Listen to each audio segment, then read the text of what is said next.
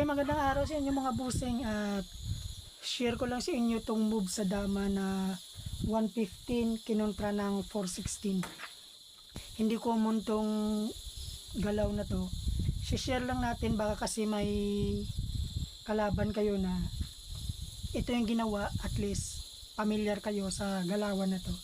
So ito 115 416 na counter kasi kadalasan pag 115 kasi yung tira natin, yung mga counter natin dyan 313, 215, 115, 116. So birang-bira tayo nakakita ng counter na 416 gaya nito. Yan, birang-bira yan mga kadama. Naisip ko lang na i-share sa inyo para magkaroon kayo ng idea sa mga ganitong tirahan. So 150 nag 5-1,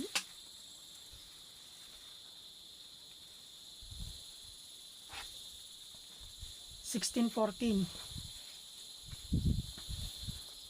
Kung napapansin natin mga kadama, birang-bira yung gumagamit ng mga ganyang tira.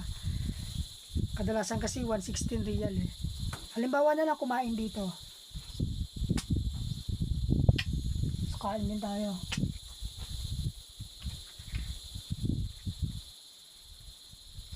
Ngayon, tumulak ng 9.5.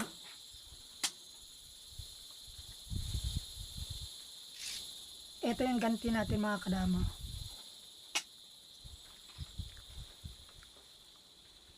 Pagtira pa lang natin ng 214, syempre, magtatakip yan kasi hindi siya pwede rito. Makakainan siya ng dalawa. Hindi rin siya pwede rito kasi pag nagpagitna tayo, makuhuli. Ngayon naman, ang pinakagandang gawin niya dito mga kadama, 6-2. Kasi alanganin pag nag 116, halimbawa mag 116, pagkain, ayan yung forma daw. Sira yung forma ng kanya. Kaya ang gagawin niyan, kung magaling, syempre magsi 6-2. Eto. Alanganin din kasi doon sa 7-2 na galawan. So, ngayon naman mga kadama, yung pinakamatinding counter natin dyan, eto lang, 7-2.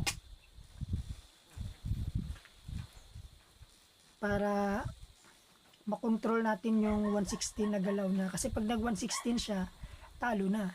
So, kung magaling siya, tira niya 314 kasi hindi naman pwede yung eto, hindi pwede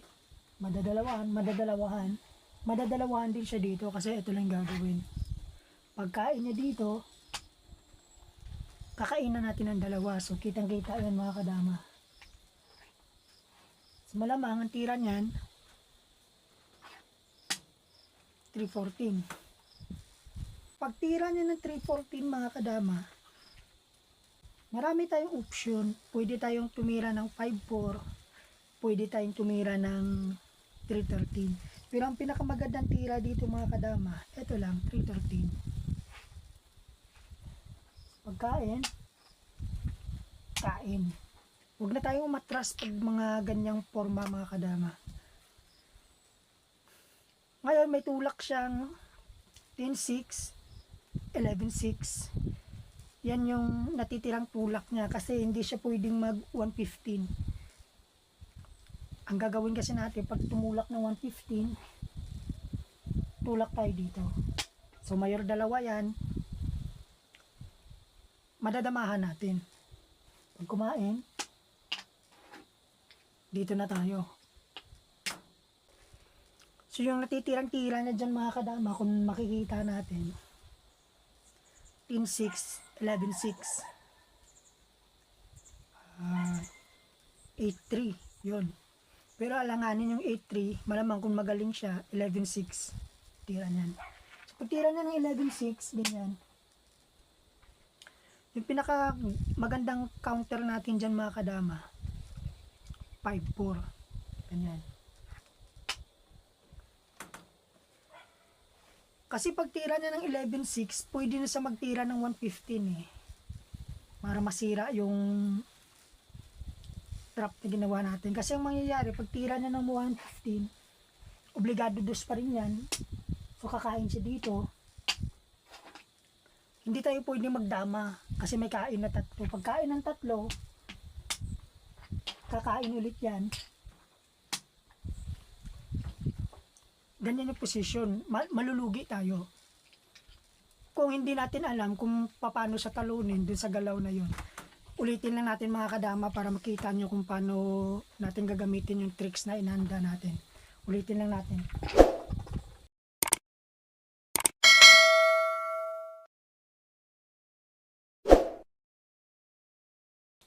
$115, kinounter 9, 416, nag 5-1, 14-16. Halimbawa dito kumain. Talo yung dilaw dito mga kadama. Ngayon kumain. Nag 9-5. Dito tayo sa 214. So ginawa kanina, nagtakip.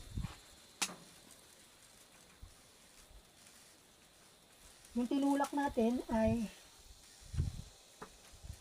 ito, 7-2. Same pattern lang po mga kadama. Halimbawa, una-una natulak yung 11.6, pwede rin tayong mag 5.4 or 3.13 yung gawin natin. Kasi tinulak niya kanina, 3.14, tumulak tayo ng ganyan. Nag 3.13 tayo, so kain. So ngayon mga kadama, yung tinulak niya 11.6 para makapag 115, tumulak tayo ng 5.4. Ngayon nag 115, tumulak tayo dito kaya tumabla. Pinakita ko lang kung ano yung option na mangyari, pero talo na dito yung kulay pula. Paano natin gagawin? Ganito lang yan mga kadama. Yung sikretong tulak dyan ay itong 13-16. Ngayon, kakain siya ng 15. May kain na naman dyan sa 4. Pero yung tulak natin dyan mga kadama, yung sikreto, papakain natin itong isa, 11-7 tayo. So ngayon, hindi siya pwedeng kumain ng isa kasi obligado dalawa tayo. Sa dalawa kakain. Ngayon kakain. Ganyan. Pagkain, tulak natin tong 9.5. Huwag tayo dito mga kadama kasi may kain siya na dalawa. Pag dumama tayo, dadama rin, may tabla. Ito yung tutulak natin, yung 9.5. Kasi pag 10.5 yung tinulak natin, may tabla. Hindi rin naman siya pwedeng kumain ng 1.9 kasi nga may obligado na dalawa. So mangyayari, kakain siya ng dalawa, kain tayo ng 5, madadamahan pa natin mga kadama. So ayun yung kain natin.